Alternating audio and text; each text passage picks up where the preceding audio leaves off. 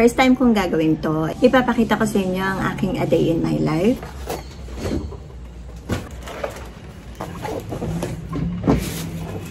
Parang kaya kong gawin din yung ginagawa nila. Nagbabaka sakali na kumita. Siyempre, di ba, gusto natin may sarili pa rin tayong kita. Alam niya kung saan siya pupunta. Kaya naman natin ginagawa itong trabahong bahay. Good morning guys! Welcome back to my channel. This is Simple Life with Majo. First time kong gagawin to. Ipapakita ko sa inyo ang aking a day in my life. Lahat tayo as mamshi, busy tayo, lalo na may mga estudyante, iluluto, pero may mga kanya-kanya tayong uniqueness. Kaya gusto ko i-share sa inyo at samahan niyo ako sa aking a day in my life. So, ang una nating gagawin ay mag-grocery tayo. Grocery and haul na rin. Yun naman yung kaligayahan nating mga mamshi, ang grocery. Mapapansin niyo dito sa ating channel na madalas nag-grocery. Malaki ang aking pamilya and importante talaga ang pagkain at pag-grocery sa amin. Pero iba ang grocery shopping natin pagka first week of the month. Tulad ngayong araw, first week of the month. So, meron tayong big grocery shopping. Pero hindi ko na ipapakita masyado doon kasi bawal naman talaga mag-filming doon. Mag-i-sneak lang tayo ng kuha doon and dito tayo nag-haul. So, yun guys, samahan niyo ako sa aking a day in my life. Diyan lang kayo and marami tayong gagawin. Ayan guys, papunta na tayo sa grocery shopping. Ganda ng araw.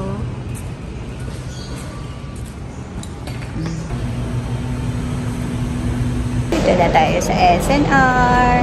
Kuha tayo ng shampoo.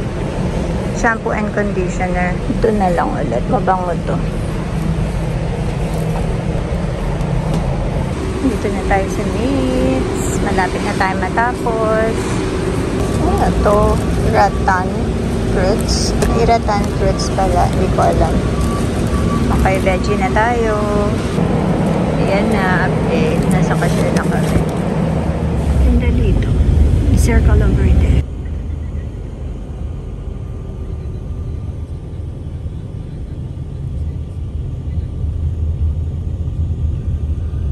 So, ayan guys, nasa bahay na tayo and madilim nga. Nakaano na naman tayo against the light. Paano yan?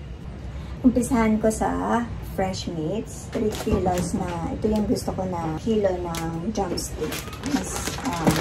Mas saving siya. Oops.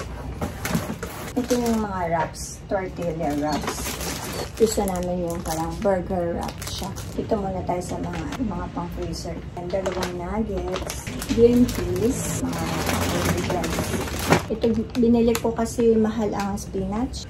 Burger patty. Ayan lang yung mga yung mga regular meats na nakikita nyo na pinapamili ko. Hindi ko na siya iisa-isahin. Ayan. Kasi sa summer para makalagay na sa freezer itong mga ito. Ayan, 3 eggs. Nalagay ko na doon. Pakatanggal mo ngayon. Ito, favorite ice cream ni Pia. Ayan, bread. And buy one, take one na towel. Mga nuts para sa salad. Tapos ito, mustard, pang sauce. And 2 Joy. Kasi minsan out of stock. Madalas. Kaya 2 na yung kinuha. Ito naman yung mga shampoo. Itong box na ito. Yung Mauricio. So, ito. Mabango to. Pantene Damage. Conditioner si Pia. Kung magamit na ito, tsaka ako. Kailangan ni Pia ng conditioner sa buhok niya. Kasi curly yung hair niya. So, bumuhol-buhol. Bumili ako sunscreen. Large and XL na trash bag. Ito namang box na to. Mga dalata. Bumili din kaming vitamin C. Mandarin. Gusto ni Piliam. Mackerel. Merienda, whole kernel. Wala nung regular na bagoong, kaya ito. Sana masarap to, hindi ko to alam. And spicy and non-spicy na sardinas kasi sobrang gusto namin ng sardinas pagka madalian na kain. Malapit na tayo matapos.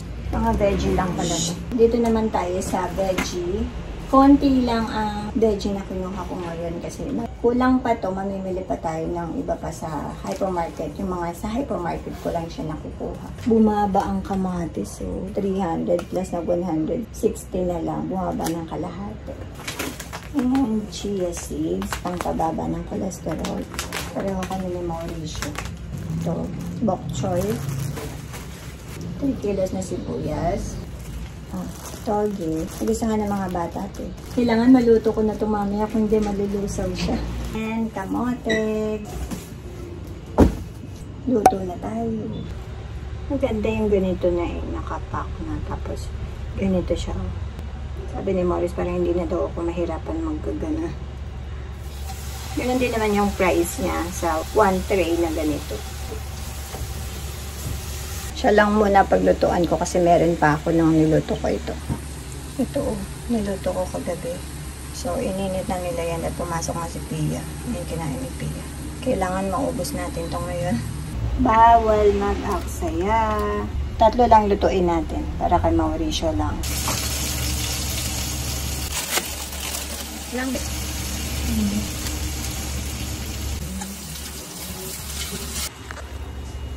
Kain tayo. Pero kay Mauricio to. Yun sa atin yung pork yung pinakita ko kanina. Ito yung niluto ko kagabi. Nalakape. Kain tayo. So habang kumakain tayo, magkwentuhan tayo. May isi-share lang ako ng konti. Bakit ba nag-decide ako na mag-vlog? Pandemic time nung kausuhan ng mga vlogger. Yun, sa kakapanood ko nung hello mga tao, ganyan si Hungry Syrian o ng mga napapanood namin. Hanggang sa na-discover ko si Miss Ann Klotz. Kada umaga talagang grabe yung maghapon yun lang pinapanood ko. Hanggang sa kakapanood ko sa kanya, sabi ko sa mga bata, parang kaya kong gawin din yung ginagawa nila. Yun, dun ako mas na-motivate. Una nag-ano-ano lang kami, plano-plano, tapos practice-practice, ganyan. Tapos yun, sabi ko, sige, try natin. Yun, pinagpursigihan naman ng mga bata na mag-aral ng video editing. Grabe, grabing hirap bago kami nakapag-start. Paano magta-transfer ng mga video from phone na video to the laptop na i-edit na hindi madali yung pag-uumpisa. Hanggang sa yun, na-discover namin, hanggang sa ang hirap pala talaga ang editing. Then maraming nangyayari sa totoong buhay, napapa-stop tayo ng pag-film, pag-upload. Tapos, wala pa akong alam na mag-focus sa isang content. Kung ano yung parang trending nun, yun yung ginagawa ko. Pero gusto ko family vlog. Yung mga random videos na ginawa ko noong mga naunang taon pa, wala, talagang hindi kinikilala ni YouTube yun. May sarili kasing layout si YouTube eh. Hanggang ngayon, nangangamote pa din ako. Pero, unti-unti, puro YouTube recommended naman. Salamat naman. Pero yun nga, naging random din ako na mag-content dati dahil hindi pa ako ready na i-vlog ko talaga yung family, yung mga bata, ganun. Walang sanay sa camera kahit ako. Napaka-private person ko nga. Pero ito yung napasok ko. Ito yung napasok ko na trabaho. Para sa akin ngayon, tinuturing ko siya na trabaho. Tayong mga full-time mom, gusto natin kumita pa rin tayo ng pera, diba? Kaya tinry ko to and nagbabaka sakali na kumita. Siyempre, di ba, gusto natin may sarili pa rin tayong kita. Kahit limited yung galaw natin as full-time mom. So, bakit hindi natin itry? Medyo late lang nga ako nag-start kasi hindi pa nga ako ready dati. Talagang kinausap ko yung buong pamilya na mag-focus ako sa family vlog. So, yun, hanggang dumating na ang baby Kian eh. Baby, ang behave pa. Ang hilig mag-tumbling yan. Ay! That's a potato. Yum, yum. Ay, gusto. Asim? Oo, asim eh. Mukhang Japanese yung mata. Gusto mo na makatasalusay dyan? Love mama, love. Pag sinabi ko love mama, kikis niya ako. Love mama? Love mama? Open shut. Open shut. Ano ba sunod nun, te? Giri, giri, kwak, kwak, kwak. Kwak, kwak, kwak. Open, shut, and open, shut. You copy, mommy. Open, shut. Open shop. So, ayan guys, sunduin naman natin si Pia and tapon tayo ng basura kasama ang baby Pia ng ate Shannon. Ang dami namin dalang basura. Wait lang. Mga galing sa press nyo. Mga galing kasi sa grocery na mga box. Ang dami pa nga sa bahay. Where you going? You're gonna pick up Ate Ina. Ay, Pia. Si Ina tulog. Galing sa online school.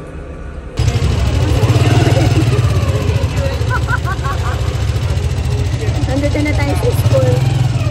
Sunduin si Pia.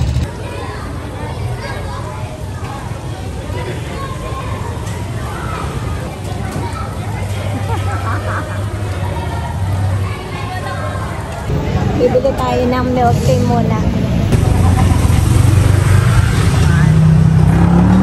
Ayan na, ang winter melon. Ano, baby, Thank you.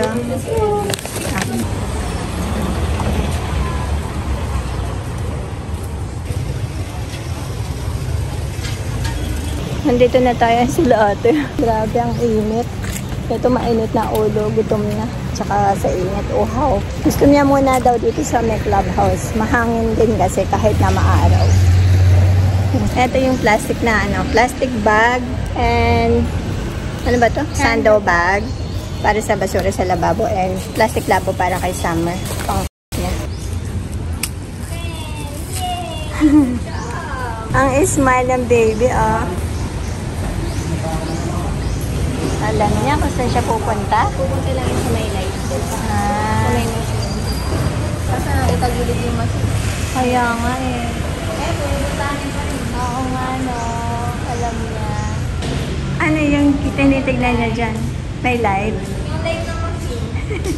Ayun no, yan lagi niya tinig. Paper notes only. Christmas na dun. Layo ng turo. Teka, pahinga nga lang din tayo. Ang sarap ng swimming. Swimming ka na? Yeah. Pagod ka? The exam was easy. That's good. My favorite exam was the Philippines and the English.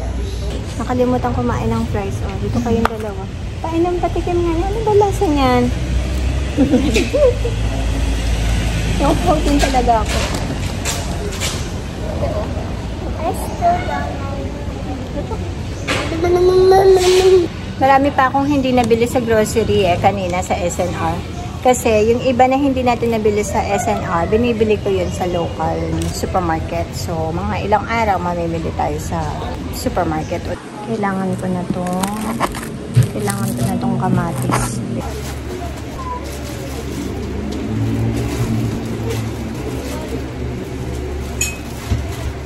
Ito yung lulutuin natin, toge. Igisa na tayo. Pinapainit ko na yung kawali. Grabe, init. Nagsaing na rin ako.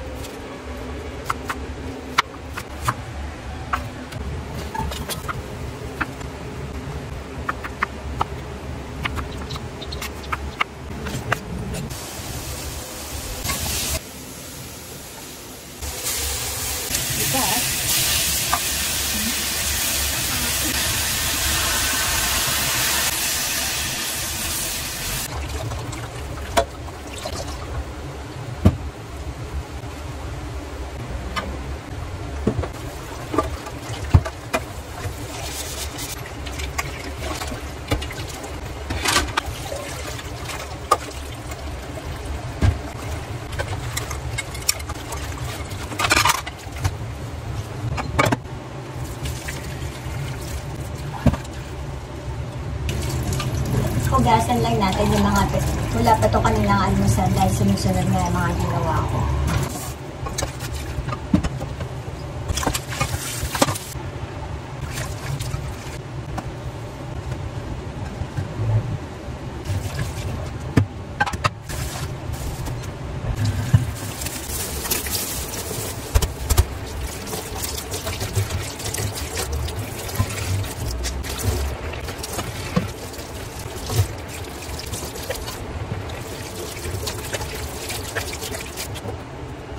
natin itong niluluto. Then, hininaan ko lang yung apoy, baka kasi masunog. Hayaan ko lang muna siya na yung parang maprito siya dyan na adobo siya. Parang ganun yung texture. Mas malasa kasi yung ganun. Then, tsaka ko lalagay yung gulay. Dahil lalabanan ni Morris, so papalitan ko na siya ng brown. Kasi pagka black, ang dumi tignan lalo. Plus yung mga tiklupin, araw-araw nilalabas si Morris para hindi natatambakan kasi madami nga kami. So, tara, linisin naman natin itong sala. Mga toys na bibigyan.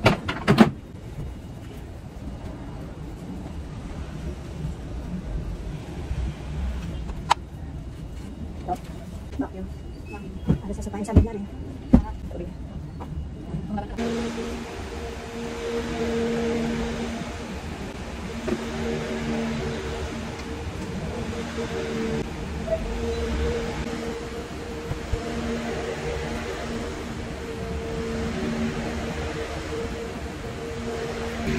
Itong damit na to, hindi ito lahat nalabhan. Meron ito na sort out kasi kami ng mga damit lang. Tulad nito, kay Kuya siya, nagbawas kayo siya.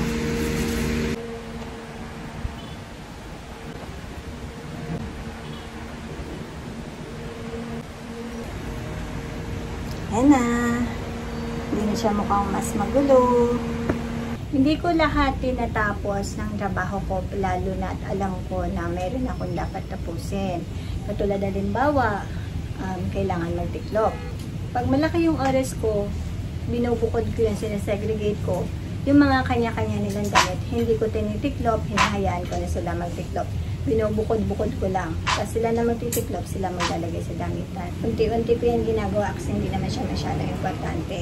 Ang importante, yung paglalampaso, araw-araw talaga. Tsaka, yung kusina, lilinisin, and yung mga luto. Yung mga routine ko, araw-araw yun. Pero, tumutulong naman sa akin yung mga bata. Pero syempre, hindi natin sila aasahan na ganun yung sa gusto natin na linis. Na dapat ay tayo naman talaga yun na gumagawa dahil sila ay gumagawa din ng future nila. Gaaral, katrabaho, ganun. Kaya naman natin ginagawa itong trabahong bahay para sa pamilya ay para lahat mag-work sa ating lahat. Makaluwag sila sa bawat gagawin nila, sa mga routine nila, sa mga responsibilities nila. So, diretso na tayo. Pawis na ako. Sobrang init. Tapos na daw ang tag-ulan, so makakaranas na tayo ng parang feeling summertime. Bongga! Inom muna akong tubig. Inom tayong tubig at teka, ayan, pumuputok na to. Chicharon na siya. Yan gusto ko, yung parang may tutong siya. Masarap yan sa gisa eh. Ang lasa nito. So palalambutin ko muna pala siya. Hindi ko muna siya lalagyan ng toge. Palalambutin ko muna.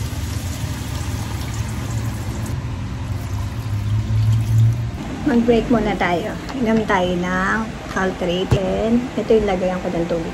Tuwan-tuwa ako pag naubos ko to na isang araw. Minsan kasi nakakalimutan ko na mas marami yung kape ko sa tubig. Naka-electric pa. Hindi ako sanay uminom na ito ng sistro. So, teka, patayin ko electric fan.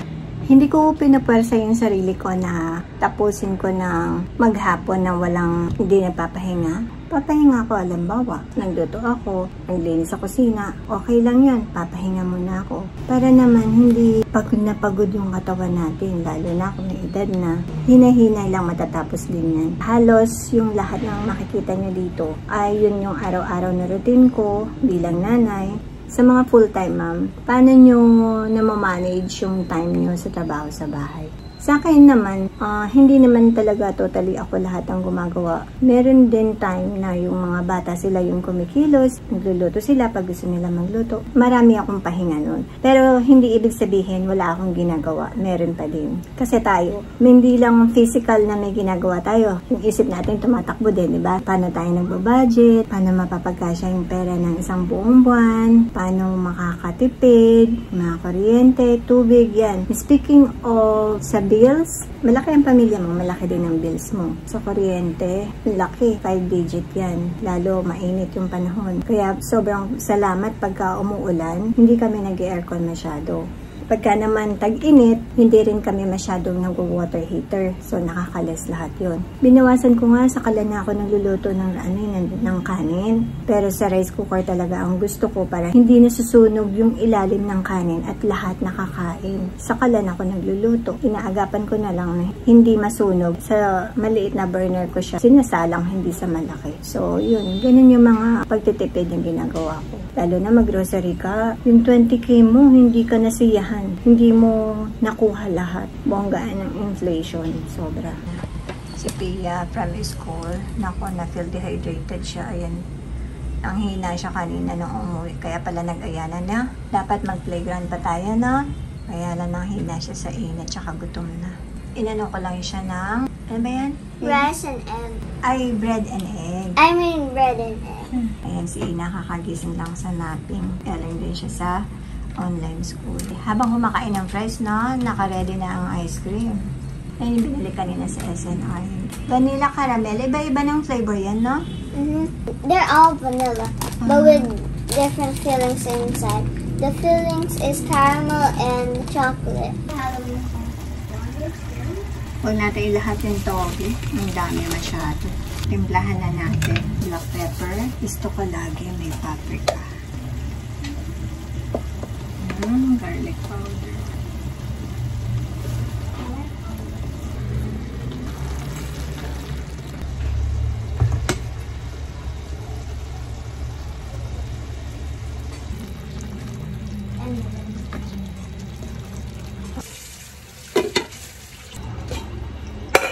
Sasando ko na si Morris. Kakain na rin kami. Ina, kumain ka na rin.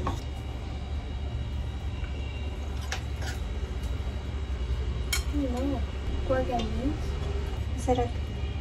Kain tayo. Kain tayo, guys. Kumakain na kami ni Ate Ina. Dilim talaga. Ayan, medyo naayos ko sana yun ngayon. Kain na tayo. Ayan, kumakain na rin si Ate. Ito na rin yung hapunan natin. Kasi kanina ay nagpati naman tayo. So, okay na yung pang-dinner natin mamaya. Light na lang yung kakainin pagka-dinner. Ay, ang sarap. Nati. Ang sarap sa feeling pagka yung puno yung ref, yung freezer, yung pantry. May maluluto ka, mahahain ka na maayos. Dagdag pressure sa atin pagka yung araw-araw na lulutuin, no? Biruin mo sa isang araw, 3 to 5 times tayong mag-iisip ng papakain natin sa mga anak natin. Okay kung walang bata, kasi sa bata kailangan 5 meals. 5 meals yung sabi ng doctor. Yung 3 na full meal nila. Yung in-between nun, yun yung snacks, yung 2, kaya naging 5. Halimbawa, prutas, ganun, o biscuit lang, ganyan. Kaya masarap talaga pagka yung nakapag-grocery ka talaga ng gusto mong grocery. Kaya lang sa taas ng bilihin ngayon, ang hirap talaga. Pero ganun talaga. Kailangan harapin at magsumikap ng mabuti para tama yung maging pamumuhay. So ayan guys, ito yung mga daily routine na ginagawa ko, ang aking a day in my life. Kaya guys, ano din yung mga routine nyo araw-araw. Huwag tayo magpaka-pressure kasi sa totoo lang, araw-araw ay pressure na. And dapat maging healthy tayo dahil tayong mga nanay ang magdadala ng pamilya. Thank you so much for watching and salamat sa time nyo sa pagsama sa akin ngayong araw. And sana ay nag-enjoy kayo. And please subscribe kung hindi pa kayo nakasubscribe. Subscribe, like, and share to my channel, Simple Life with Majo. Ingat kayo palagi. Bye!